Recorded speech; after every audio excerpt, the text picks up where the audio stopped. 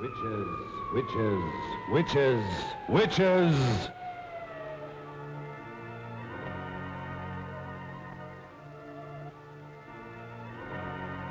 From just beyond the edge of light, from the deeper darkness where no living being has ever walked, comes the terror of those who have given their souls to the devil. This is the story of one such creature.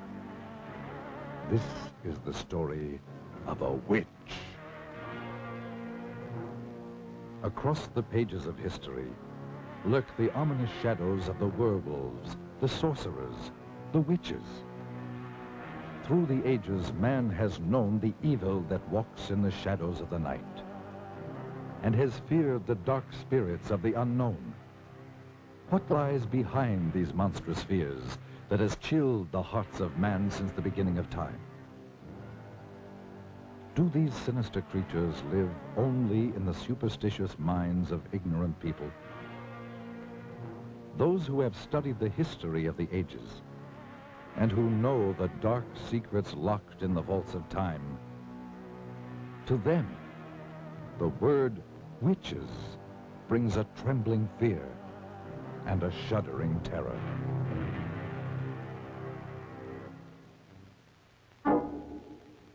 Great minds have sought to explain these things, and in the great museums of the world hang the work of the master artists of another age, giving mute testimony to the horrors of sorcery and witchcraft as they saw it in their day. To tell you this hideous tale, and to better help you understand these murderous creatures, let's go back 500 years, for that will bring us back to the time known as the Dark Ages, when the witches held much of Europe in their black grip of fear. And let us study some of the paintings by the great master artists who lived in the age of witchcraft. And through their eyes and the genius of their art, let us try to understand these strange creatures and the evil forces behind them. In the old books, we read that a witch is one who has given his soul to the devil. To do this, they must renounce God and all other things that are decent and good. It is said that they make a pact with Satan written in their own blood. In return for this evil deed, the devil gave them supernatural powers of magic and evil. They could make their bodies disappear or change into any kind of beast or animal at will. They were given the power to cast their ominous shadows across the lives of others. They could cast evil spells upon their victims, causing them to go blind or lose the use of their limbs, or even lose their minds. They could turn their victims' lives into nightmares of hell. For the devil is their master, and they must go forth upon the earth serving only the powers of evil. The witches would meet in the night at a prearranged rendezvous, usually in old secret dungeons or in the black depth of a forest. These meetings were called sabbats and were always held during the night, for the devil's greatest power was believed to be from sundown to cockcrow. And many of the finest paintings by the great artists of that period tell the story more eloquently than words of the strange and evil things that took place at the Sabbat. The witches would appear for this sinister ritual in the form of all kinds of hideous creatures, such as beasts or birds, or half beast and half human. They would begin by celebrating what was known as the Black Mass, which was always conducted by some ex-leader of the church who had renounced God to serve the devil. The Black Mass will live in infamy forever. For here, some of the most terrible criminal acts took place, such as the slaying of children, whose warm blood was offered up as a sacrifice to Satan. Then their bodies were thrown to the dogs, or roasted and eaten by the witches. Following this ritual, the entire gathering would throw themselves into the most depraved orgies of filth and obscenity conceivable to the human mind. But to these evil, perverted creatures, it was all terribly exciting, and it provided an excuse for their unbridled lust and perverted sex. The fact that it had to be carried out in utmost secrecy made it all the more thrilling. Yet those same evil, murderous creatures who changed their bodies into all sorts of hideous beasts and engaged in those unbelievable rituals by night, lived by day as ordinary human beings, such as shopkeepers, housewives, or farmers. And as the years went on, the witches continued their murderous assault upon the people. And it is said that they called forth all the legions of the dead to battle for the souls of the living. For this is the goal of the devil. From the beginning of the 13th century through the 18th century, witchcraft ran rampant through Europe and was practiced with all of its blasphemous and obscene rituals. So, the Middle Ages became the Dark Ages, the age of witchcraft, the age of fear. But men and women who still had the courage to fight did so with all the weapons they knew. And after 5 centuries, the tide of battle turned. In many European countries, the practice of witchcraft was made a capital offense. Rulers decreed that their countries must be freed of this terrible scourge, and that all convicted of practicing witchcraft must die. Armies were called out to hunt down the witches. The fear was so great that entire villages said to be infested by witches were put to the torch. The old records tell of flames rising high into the night sky and hideous creatures streaking across the burning heavens, screaming foul obscenities. When confronted with death, many of the treacherous witches confessed to the most hideous crimes. Even the hardened soldiers who were trained to kill turned away sickened by some of their terrifying confessions. One group of witches alone confessed to the murdering of over 2,000 babies and small children, bought from the brothels and slums of the big cities. At last, the witches were no more. Old superstitions and taboos had yielded to the powers of light and knowledge. We, who live in the light of the 20th century, see the witch only in fantasy, as a hideous old woman sailing through the night sky on her broomstick. We are certain that these murderous creatures who walked the world in the Dark Ages, committing their atrocious crimes and casting their evil spells, never really existed, except in the twilight zone of the mind. But are we mistaken? From deep beyond the edge of light, from somewhere out there beyond the grave, beyond the dimensions of life, do these ominous creatures still exist? Let us see.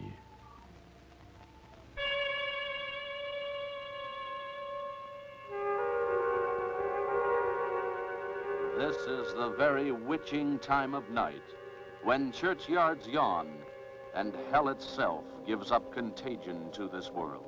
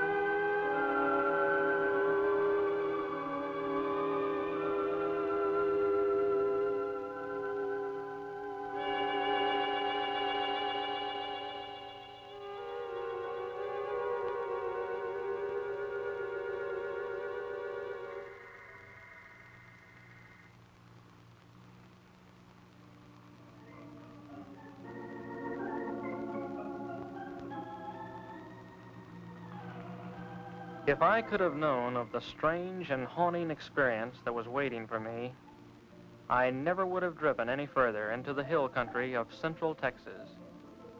There are those who say that it was all a dream and that it didn't happen at all, nor could it happen in the 20th century. But I tell you, it happened.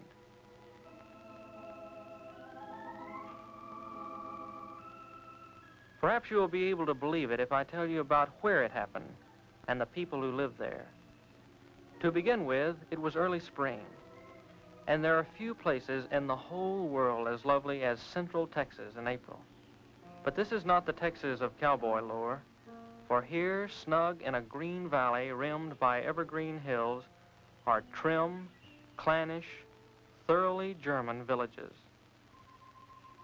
The German settlers came in 1846 seeking religious asylum in America.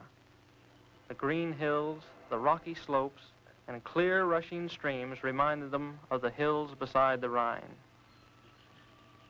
From limestone outcroppings in the encircling hills, they built their thick-walled homes, most of them still standing, mellowed to amber by the sun, still occupied by descendants of the settlers. And they have kept the faith that made their grandfathers brave sickness, isolation, and Indian raids, so that it be kept alive. A characteristic of the valley is the great number of bells, church bells, the Abendglocken with evening bells. And there are the school bells which have rung for 100 years, calling the children to schoolhouses that were built by their great-grandfathers. Though English and German are spoken interchangeably, German is taught in the schools and is still the language of social contact and of the home.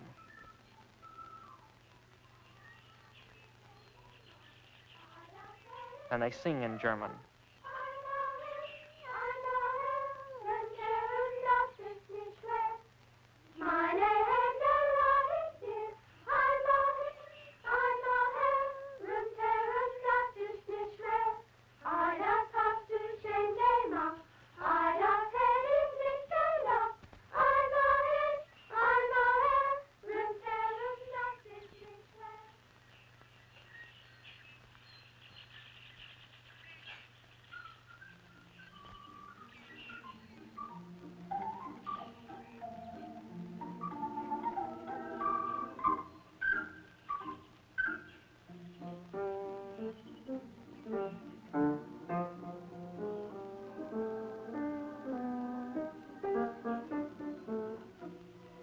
Yes, this was spring, the time of Sangerfest, the singing festival.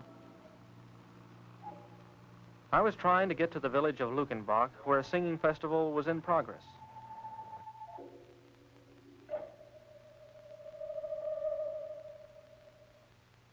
You can joke all you want to about how far a sports car can go on a gallon of gas, but when they're out, they'll sit there like any other car.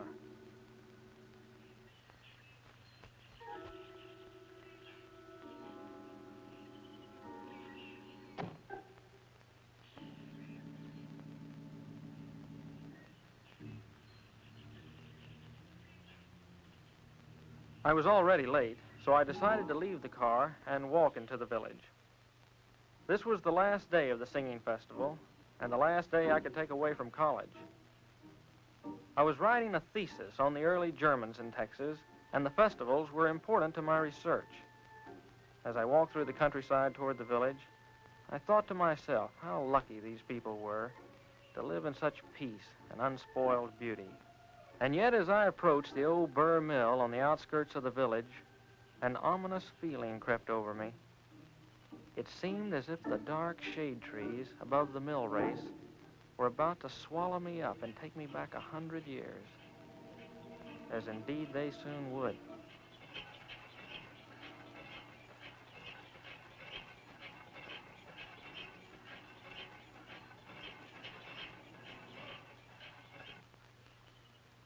Hello there.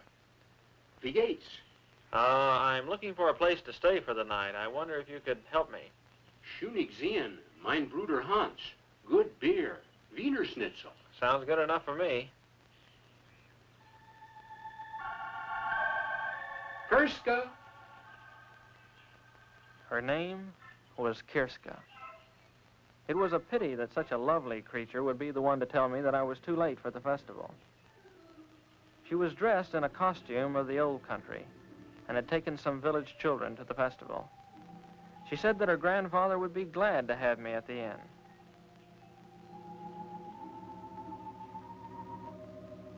As we turned to go, I couldn't help thinking that the old miller could help me in my search, so I turned to him. He seemed pleasant enough as I asked him if he could help me. But when I mentioned the words superstitions and witchcraft, he simply turned and continued with his grinding.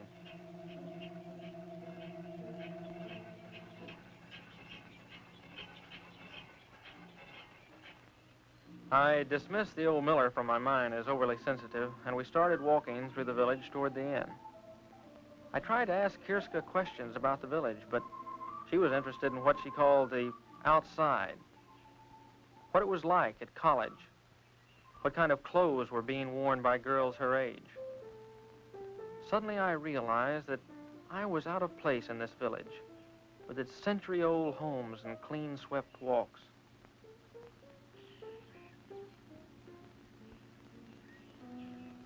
But as we approached the inn, her mood changed. It was as if she wanted to help me, but couldn't find words to explain how. You must be careful. The old ones do not like to speak of the spirits and Hex. And your grandfather? Grandpapa will be glad to have you in our house. He will talk of anything you wish, and much of what you don't.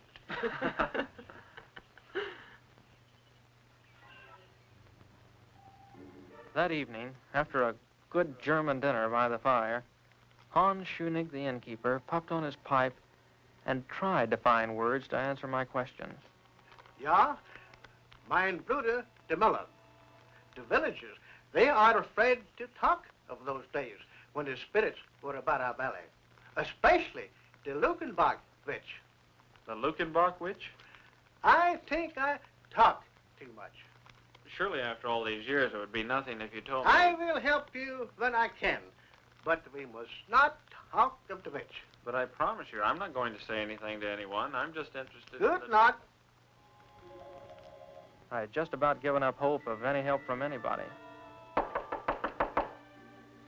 Come in.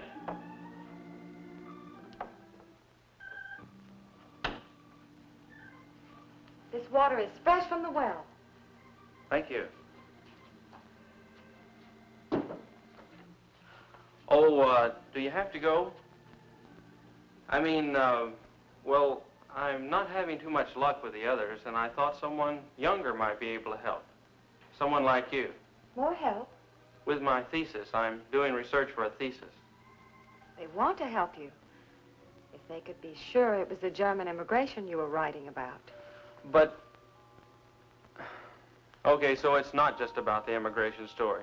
So it's also about customs and legends and strange oddities that we're hereabouts. And witchcraft? Listen, I didn't say anything about You can be honest with me. All right, so I'm interested in witchcraft and sorcery in the old colony. What's the harm in that? The old folks do not take these things lightly. I didn't mean to upset your folks the way I did. But what can be the harm in a guy researching something that happened over 100 years ago?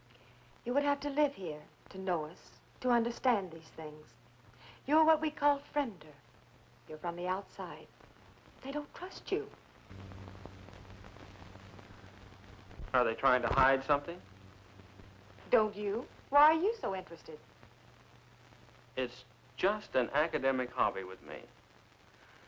I know there's a lot of talk about witches and warlocks and stuff like that, and a lot of people actually believe it.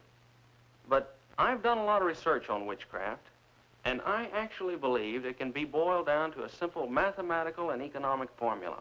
How do you mean? Look, in any history book, in any age where there was widespread famine, sickness, want, you find an outbreak of women being denounced as witches. In the late Middle Ages, thousands of people were executed in Europe and England. In Massachusetts, 20 witches were put to death. All of these were times of widespread disease and hunger. But when your people first settled in this country, they had not only disease and hunger to contend with, they had the Comanche Indian raids as well. Little wonder, then, that the ugly word witchcraft was heard in the new colony. But what pleasure can you get from studying about all this? To better understand the witch hunts we have today. Witch hunts?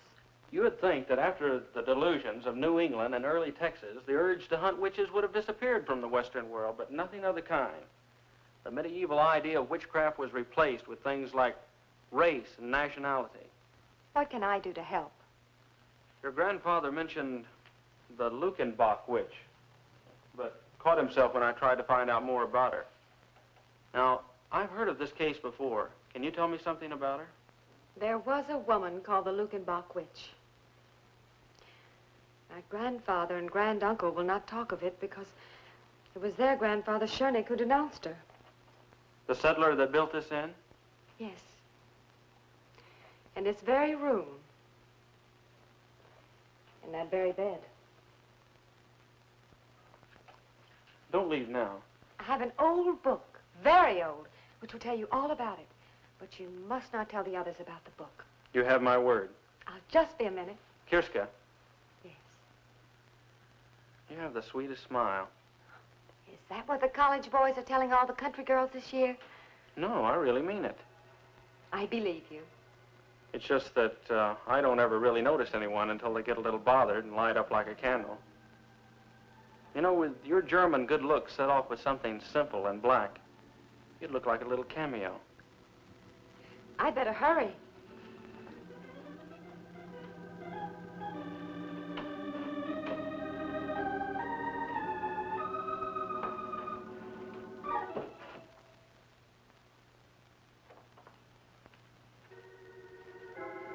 As I finished my packing, I actually felt that my luck was changing for the better. Just how much better, I couldn't describe. You'd have to see her.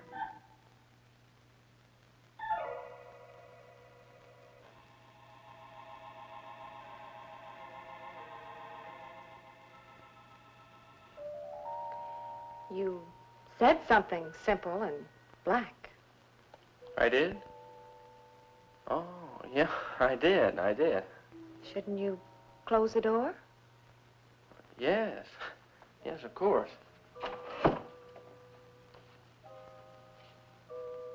I'm not sure I've got you figured. Because I asked you to close the door? Well, yeah, that and And you wouldn't want Grandfather to know we were alone? No, I wouldn't. Oh, you didn't think I wanted to be alone with you? No. Well, to tell the truth, I'm not sure what I thought at the moment. I'll tell you. You didn't think little country girls ever thought of being alone and things and life? But, Well, who knows more about life and things and being alone than farm people? Well, It's just that farm people don't talk about it too much. Too much talk ruins it. I'll be... I'd better give you your book now and go. Because after giving you your book, I have no reason to stay. Except on one condition. And that wouldn't be fair to you.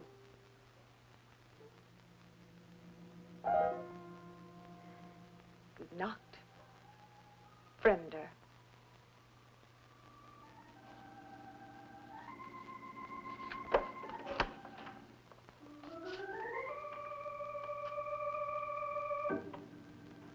Well, I'll be damned.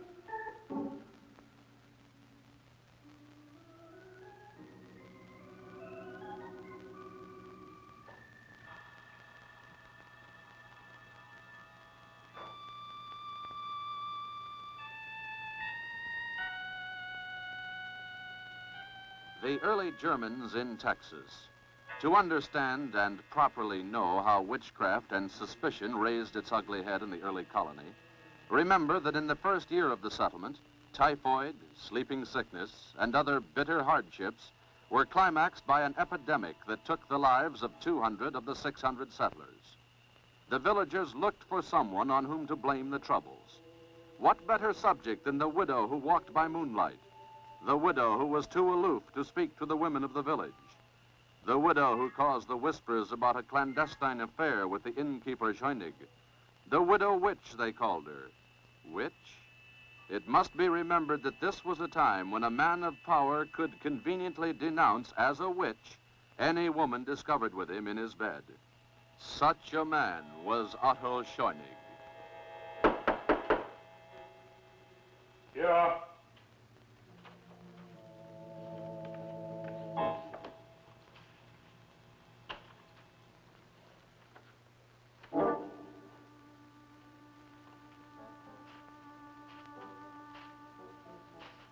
Well, Otto? Well, widow? What excuse is it this time, Otto? What excuse? I have asked you to give me more time, woman. I have given you time enough. You must decide between us.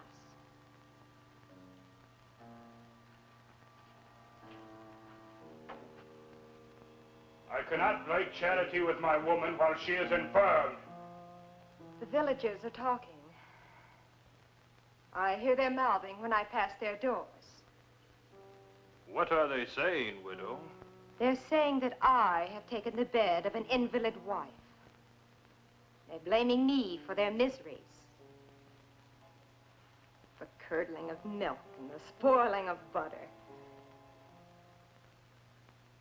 They say it is the curse of the widow witch. My washerwoman tells me that on Sunday last, the preacher read from the Old Testament. Thou shalt not suffer a witch to live.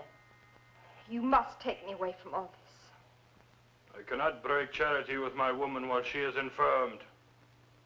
You have broken charity with me? What am I? A chattel to be used when convenient? To function where your wife cannot? To lie with, but not to marry? Quiet, woman. Keep your tongue. I'll not be silent. For I fear this talk of witches was born with you. Is it you who have woven this web of spectral evidence about me? Is it you who have called me a witch? Oh, your face belies you, Otto. Would you have me burned?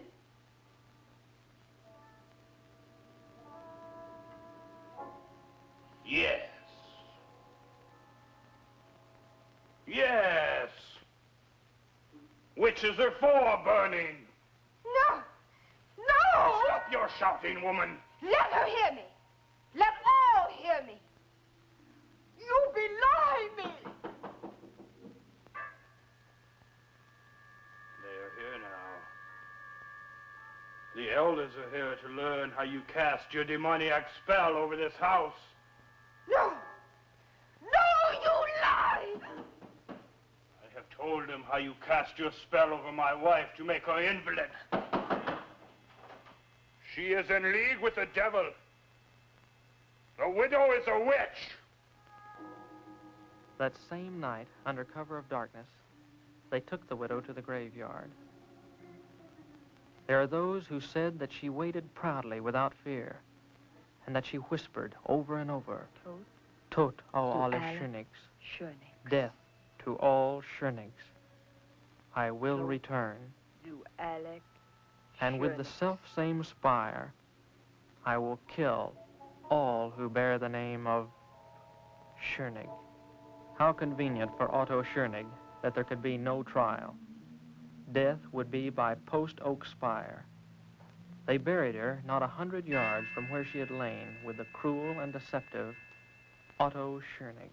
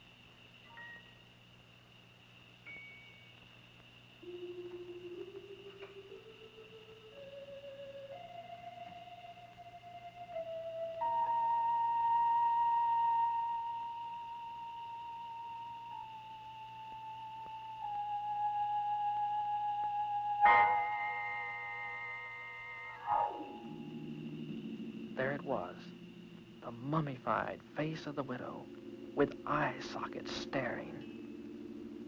And among the crumbling bones, the stake, now petrified stone. What a prize. If I could but take the stake, and the temptation was too much.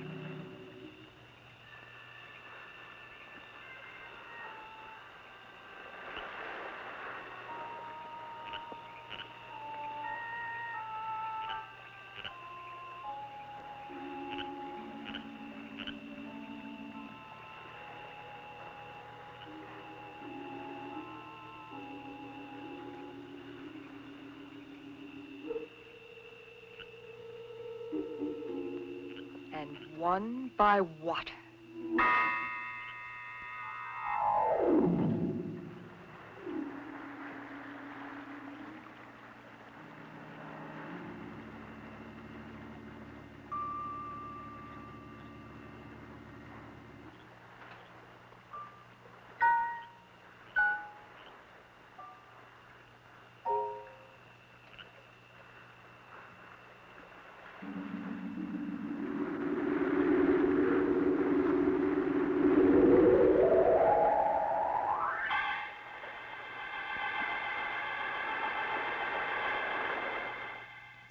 The next morning, the elders came to the inn. They had fished the body of the miller out of the blood-soaked mill pond. There was no question of what had happened, for they had also discovered the empty grave of the witch. I tried to speak up, but words wouldn't form in my mouth. This was all a dream, I wanted to tell them. This thing didn't happen. But as the elder continued to talk, the sudden realization came to me that it was true. I had uncovered a grave of a witch, and now, after 100 years, she had returned to avenge herself.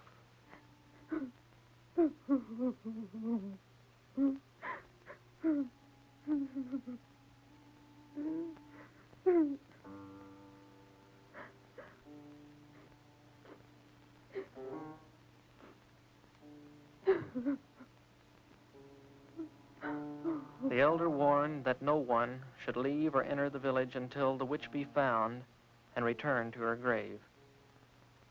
Surely the witch would not stop at one death. Where would she strike next?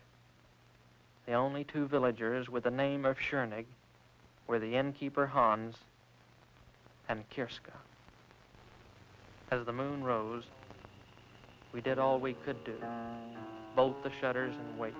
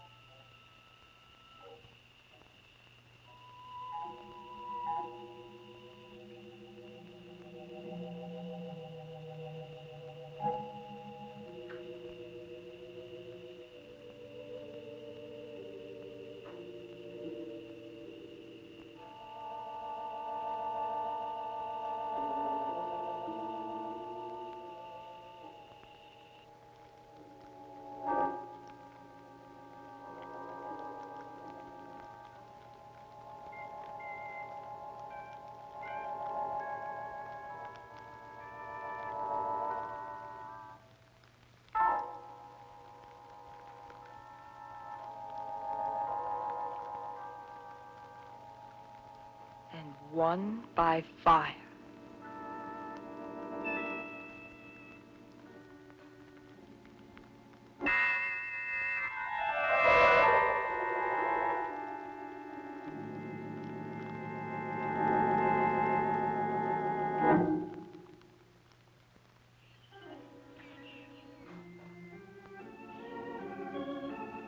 I was the guilty party.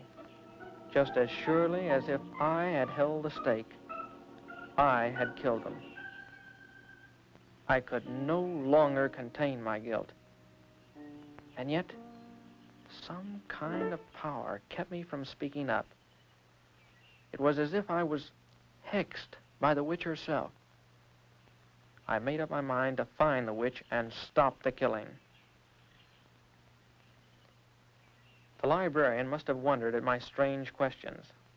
Under the guise of research, I asked her if there was some place people could hide in the hills by day, maybe some place where they went to during the Indian raids. Yes, she could help me. There were some caves downstream from the mill. I had my information.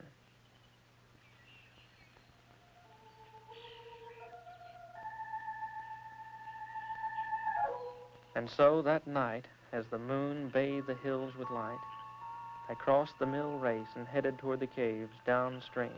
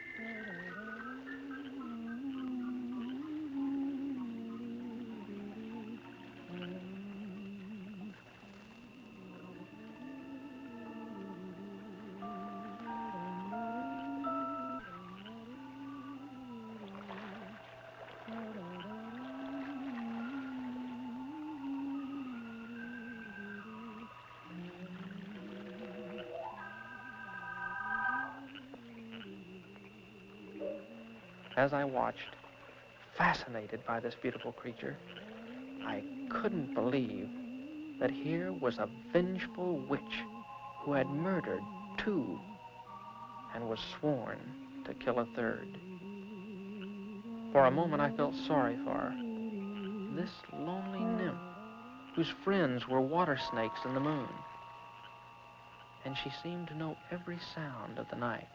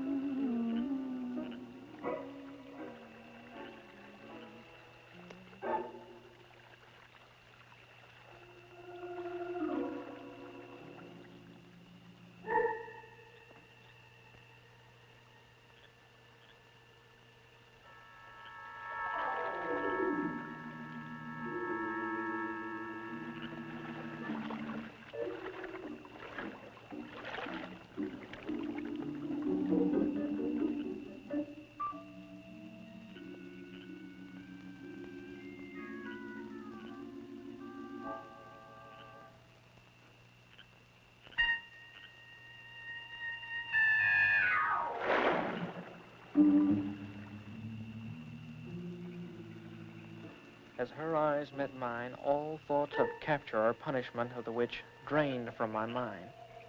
I was helpless. Her power and beauty engulfed me, and I found myself completely obeying her will.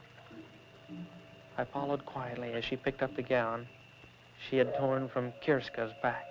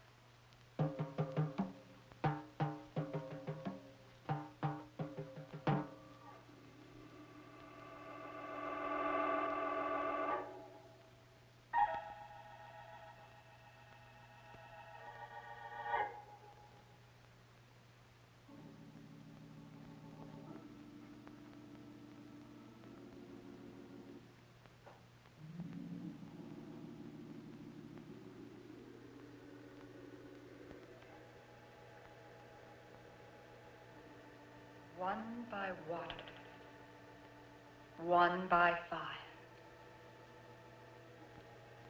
But all shall die by the self-same spire.